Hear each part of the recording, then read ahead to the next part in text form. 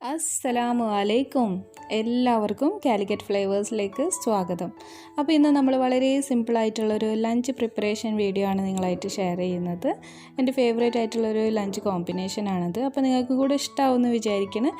അധികമൊന്നുമില്ല, ഒരു ചോറും കുമ്പളങ്ങ കൂട്ടാനും ചെമ്മീൻ റോസ്റ്റും പിന്നെ ഒരു ക്യാരറ്റ് ഉപ്പേരിയും പിന്നെ ഒരു മീൻ മോളിയാറും.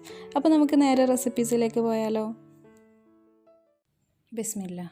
നമുക്ക് ആദ്യം തന്നെ ചോറിന് അരിയിട്ടേക്കാം. അപ്പോൾ നമ്മളെ വെള്ളം അതവിടെ ചൂടായിട്ടുണ്ട്. ഇതിലേക്ക് നമുക്ക് ആവശ്യത്തിനുള്ള ഉപ്പ് ചേർത്ത് കൊടുക്കാം. നമ്മൾ കുമ്പളങ്ങ കൂട്ടാനല്ല ഉണ്ടാക്കുന്നത്, അപ്പോൾ ചോറിന് ഉപ്പിട്ടിട്ട് വെച്ചാലേ ഒരു ടേസ്റ്റ് ഉണ്ടാവുള്ളൂ. ഇനി ഇതാ കഴുകിയെടുത്തിട്ടുള്ള അരി ഇട്ട് കൊടുത്ത് നന്നായിട്ടൊന്ന് ഇളക്കി കൊടുത്തതിന് ശേഷം മൂടിയിട്ടിട്ട് ഒരു വിസിൽ വന്നാൽ നമ്മളെ ചോറ് റെഡിയായി കിട്ടും. പിന്നെ അത് തന്നെ ആവിയൊക്കെ പോയതിന് ശേഷം നല്ലോണം ചൂടുവെള്ളം ഒഴിച്ചിട്ടൊന്ന് വാർത്തിയെടുത്താൽ മതി. ഇനി ഇതാ നമ്മുടെ ചെമ്മീൻ റോസ്റ്റിന് വേണ്ടിയിട്ടുള്ള ചെമ്മീനൊക്കെ നന്നായിട്ട് വൃത്തിയാക്കി എടുത്തിട്ടുണ്ട്. പിന്നെ വലിയ ചെമ്മീനായതുകൊണ്ട് ഞാനൊരു 3 പീസാക്കിയിട്ട് കട്ട് ചെയ്തെടുത്തിട്ടുണ്ട്. ഇത് നമുക്ക് വേഗം കായം തേച്ച് വെക്കാം.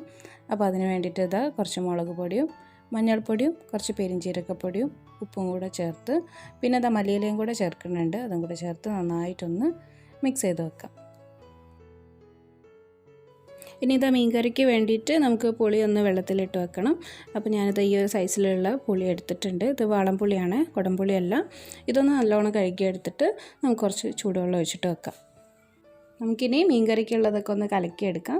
അപ്പോൾ അതിന് വേണ്ടിയിട്ട് ഇതാ ചട്ടിയിലേക്ക് ഒരു ചെറിയ കഷ്ണം ഉള്ളി അരിഞ്ഞെടുത്തതും ഒരു 3-4 പച്ചമുളക് അരിഞ്ഞെടുത്തതും പിന്നെ ഒരു വലിയ തക്കാളി അരിഞ്ഞെടുത്തതും കുറച്ച് മല്ലിയിലയും പുതിനയിലയും കരിയേപ്പിൻ്റെ ഇലയും പിന്നെ ഇതാ ഇഞ്ചി വെളുത്തുള്ളി ചതച്ചെടുത്തതും കൂടെ ചേർത്തിട്ടുണ്ട്.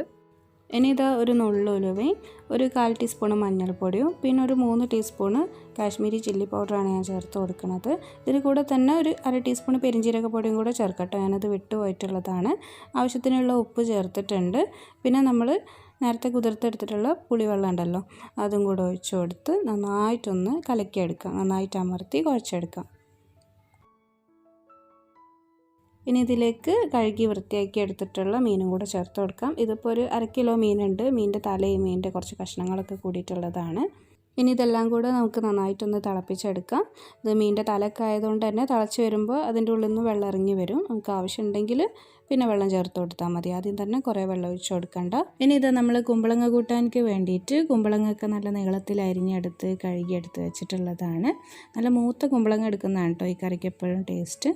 ഇനി ഇതാ ഒരു 3-4 പച്ചമുളക് അരിഞ്ഞെടുത്തതും പിന്നെ ഒരു കപ്പ് വെള്ളം കൂടെ ഒഴിച്ച് നമുക്കിത് നന്നായിട്ട് തിളപ്പിച്ചെടുക്കാം. ഓവറായിട്ട് വേവിച്ചെടുക്കണ്ട, ഒന്ന് ചെറുതായിട്ട് ഇങ്ങനെ കുമ്പളങ്ങ ഇങ്ങനെ കടിക്കാൻ കിട്ടുന്ന അത്ര ഒരു വേവായാൽ മതി. കുറച്ച് ഉപ്പും കൂടെ ചേർത്ത് മൂടി വെച്ചിട്ട് വേവിച്ചെടുക്കാം. നമ്മൾ മീൻകറി ഇതാ നന്നായിട്ട് തിളച്ചിട്ടുണ്ട്.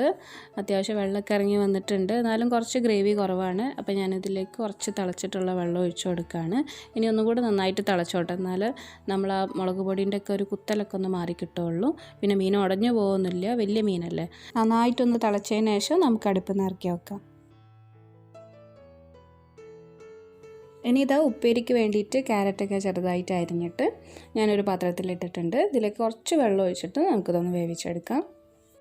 ഇപ്പോൾ ഇത് നന്നായിട്ട് തിളച്ച് തുടങ്ങിയിട്ടുണ്ട്. നമുക്കിതിലേക്ക് ആവശ്യത്തിനുള്ള ഉപ്പും കൂടെ ചേർത്ത് കൊടുക്കാം.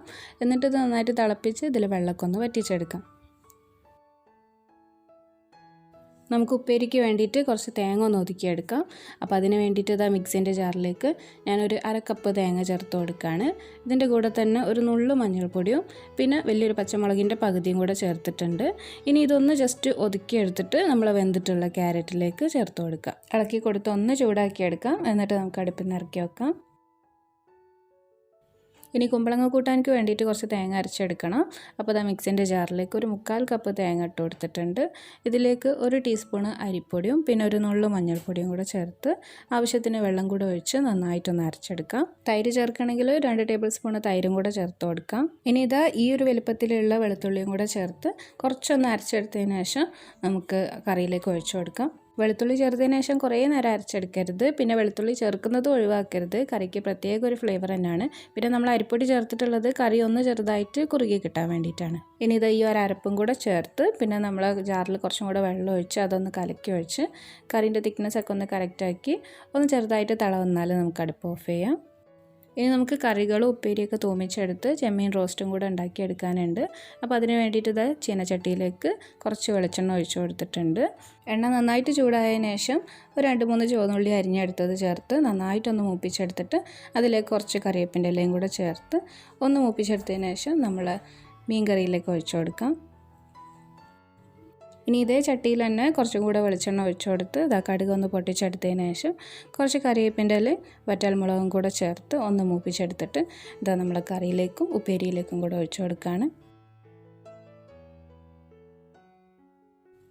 ഇനി നമ്മൾ ചട്ടിയിലേക്ക് കുറച്ചും കൂടെ വെളിച്ചെണ്ണ ഒഴിച്ചു കൊടുത്തിട്ട് നമ്മൾ കായം തേച്ച് വെച്ചിട്ടുള്ള ചെമ്മീനും പകുതി ഇട്ടിട്ട് ഒന്ന് ജസ്റ്റ് റോസ്റ്റ് ചെയ്തെടുക്കുകയാണ്. ഒരു 2 മിനിറ്റ് ഒന്ന് കുക്ക് ചെയ്തെടുത്തിട്ട് ചെമ്മീൻ്റെ കളറ് മാറുമ്പോൾ തന്നെ ഒന്ന് കോരിയെടുക്കുകയാണ്.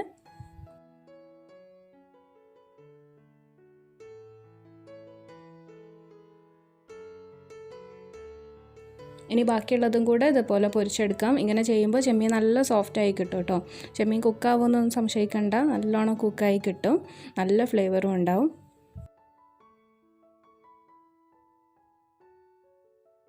ഇനി ഇതേ എണ്ണയിലേക്ക് തന്നെ നമുക്കൊരു വലിയ ഉള്ളി നല്ല നേരിയതായിട്ട് അരിഞ്ഞെടുത്തതും പിന്നെ കുറച്ച് കറിവേപ്പിൻ്റെ ഇലയും കൂടെ ചേർത്തിട്ട് നന്നായിട്ട് താളിച്ചെടുക്കണം.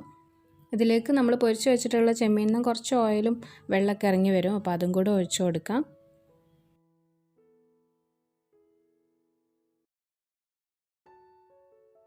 നമ്മൾ പൊരിച്ച് വെച്ചിട്ടുള്ള ചെമ്മീൻ നല്ല സോഫ്റ്റായി കിട്ടിയിട്ടുണ്ട്, നല്ലപോലെ കുക്കായിട്ടൊക്കെ ഉണ്ട്. ചെമ്മീൻ വെറും 2 മിനിറ്റ് കൊണ്ട് തന്നെ കുക്കായി കിട്ടും.